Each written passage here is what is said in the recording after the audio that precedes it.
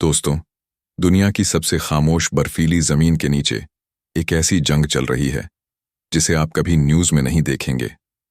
इस जंग का मैदान है ग्रीनलैंड, दुनिया का सबसे बड़ा और सबसे रहस्यमयी द्वीप। लेकिन इसे चाहते हैं दुनिया की सबसे ताकतवर ताकतें। अमेरिका कहता है ये हमारी नेशनल सिक्योरिटी है, चीन कहता है ये भविष्य का खजाना है, और डेनमार्क कहता है ये हमारी जमीन है। लेकिन असली सवाल ये है, ग्रीनलैंड बिकाऊ है या नहीं? इस सवाल का जवाब छुपा है हजारों साल पुरानी एक कहानी में। जब इंसान पहली बार बर्फ से लड़ते हुए यहां पहुंचा, ये थे इनुइट्स, जिनके लिए ग्रीनलैंड सिर्फ जमीन नहीं, जिंदगी है। इनुइट्स ने सीखा कैसे बर्फ को दोस्त बनाया जाए, दुश्मन नहीं।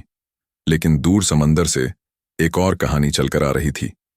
ये थे वाइकिंग्स, समुद्र के बेताज बादशाह। उनका नेता एरिक द रेड, किस्मत को चुनौती देने वाला इंसान। उसने इस बर्फीली जमीन को नाम दिया ग्रीनलैंड। शुरुआत में जिंदगी आसान लगी, खेत, जानवर और घर। लेकिन बर्फ धीरे धीरे सब कुछ निगलने लगी। भूख, ठंड और अनजाना डर उनके साथ रहने लगा। और फिर इतिहास ने करवट ली। वाइकिंग्स गायब होने लगे, लेकिन कहानी खत्म नहीं हुई। असली खेल अब शुरू होने वाला था। 300 साल बाद यूरोप की एक आवाज फिर से बर्फ तक पहुंची। डेनमार्क के मिशनरी हैंस एगेडे ग्रीनलैंड की ओर बढ़े। उन्हें उम्मीद थी खोई हुई कॉलोनियों को फिर से बसाने की, लेकिन वहां उन्हें मिले सिर्फ इनुइट्स। यहीं से शुरू हुआ डेनमार्क का नया अध्याय। साल बीतते गए और दुनिया बदलने लगी। फिर आई दुनिया की सबसे भयानक जंग। नाजी जर्मनी की नजर भी अब इस बर्फीली जमीन पर थी, और अमेरिका चुपचाप अपनी चाल चल रहा था। यहीं से ग्रीनलैंड बना दुनिया की सुरक्षा की दीवार। युद्ध के बाद दुनिया दो हिस्सों में बंट चुकी थी, और ग्रीनलैंड बन गया अमेरिका की नजर और कान। सोवियत यूनियन की हर हरकत पर रखी जा रही थी नजर। थ्यूल एयरबेस, बर्फ में बना एक किला। लेकिन ग्रीनलैंड के लोग अब सवाल पूछने लगे थे, क्या हमारी जमीन पर हमारा हक है? डेनमार्क ने दिया होम रूल का वादा, और फिर आया सेल्फ गवर्नेंस का दौर। लेकिन खेल यहीं खत्म नहीं हुआ, क्योंकि अब एंट्री हुई एक नई सुपर पावर की। चीन ने खुद को कहा नियर आर्कटिक स्टेट। उनकी नजर थी नए समुद्री रास्तों पर, जो एशिया को यूरोप से जोड़ सकते थे आधे समय में। लेकिन खजाना सिर्फ रास्तों में नहीं था, जमीन के नीचे भी था। रेयर अर्थ मिनरल्स, भविष्य की टेक्नोलॉजी की रीढ़। अमेरिका नहीं चाहता था इस खजाने पर किसी और का कब्जा। यहीं से आया खरीदने का ऑफर। डेनमार्क ने कहा यह सौदा नामुमकिन है, और ग्रीनलैंड के लोग बोले हम बिकाऊ नहीं हैं। लेकिन सवाल अब भी बाकी है, भविष्य किसका होगा? बर्फ पिघल रही थी, और उसके साथ खुल रहे थे नए रास्ते। शिप्स अब वहां जा सकते थे जहां पहले सिर्फ बर्फ थी। ये रास्ते बदल सकते थे पूरी दुनिया का व्यापार। ग्रीनलैंड अब सिर्फ द्वीप नहीं, एक गेटवे बन चुका था। लेकिन गेटवे की चाबी अब भी किसी के हाथ में नहीं थी। डेनमार्क ने बढ़ाया सहारा, पैसे, स्कूल और अस्पताल। लेकिन आत्मनिर्भरता का सपना अब भी अधूरा था, क्योंकि रक्षा की जिम्मेदारी अभी भी बाहर के हाथों में थी। और जब तक ये चाबी उनके पास थी, खेल चलता रहेगा, क्योंकि ग्रीनलैंड की कहानी अभी खत्म नहीं हुई है। अब चलिए समय की धारा में पीछे, जब ये जमीन पहली बार इंसान के कदमों से गूंज उठी।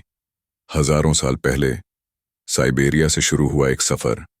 बेरिंग स्ट्रेट पार करके इंसान नई दुनिया में पहुंचा, और फिर ग्रीनलैंड के तट पर पहला कदम। यहीं से जन्म हुआ पैलियो इनुइट संस्कृति का।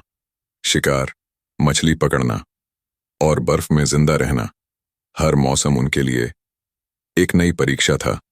लेकिन उन्होंने हार नहीं मानी। उन्होंने रास्ता बना लिया।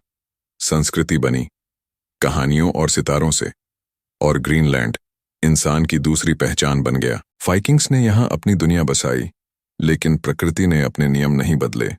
धीरे धीरे वाइकिंग्स इतिहास बन गए। सदियों बाद डेनमार्क पहुंचा ग्रीनलैंड। ग्रीनलैंड बना एक कॉलोनी। फिर आई दूसरी, विश्व युद्ध की आग। अमेरिका ने ग्रीनलैंड को ढाल बना लिया। शीत युद्ध में ये बना दुनिया की आंख, लेकिन ग्रीनलैंड के लोग जागने लगे। उन्हें मिला होम रूल और पहचान, पर असली ताकत अभी भी बाहर थी। तभी एंट्री हुई चीन की। नए रास्ते, नया व्यापार, नया खेल, और सबकी नजर गई जमीन के नीचे। रेयर मिनरल्स, तेल, गैस। अमेरिका को डर था चीन आगे न निकल जाए, और दुनिया ने सुना खरीदने का प्रस्ताव। डेनमार्क ने कहा नामुमकिन। ग्रीनलैंड बोला हम बिकाऊ नहीं हैं। पर बर्फ पिघल रही थी और रास्ते खुल रहे थे। ग्रीनलैंड बन रहा था दुनिया का गेट, लेकिन चाबी अब भी किसी के हाथ में नहीं थी। आज ग्रीनलैंड एक द्वीप नहीं, वो एक फैसला है भविष्य का। ये तय करेगा ताकत किसके पास होगी और दुनिया किस रास्ते चलेगी। बर्फ के नीचे सिर्फ खजाना नहीं, इतिहास और भविष्य दोनों छुपे हैं। ग्रीनलैंड आज एक सवाल है और कल एक जवाब। ये कहानी सिर्फ एक देश की नहीं, पूरी दुनिया की है, क्योंकि बर्फ भी अब राजनीति बन चुकी है और हर चाल इतिहास लिखती है। ग्रीनलैंड, दुनिया की सबसे ठंडी जंग का मैदान, जहां हथियार नहीं, ताकत बोलती है। सवाल सिर्फ एक है, ग्रीनलैंड की कहानी अभी खत्म नहीं हुई है।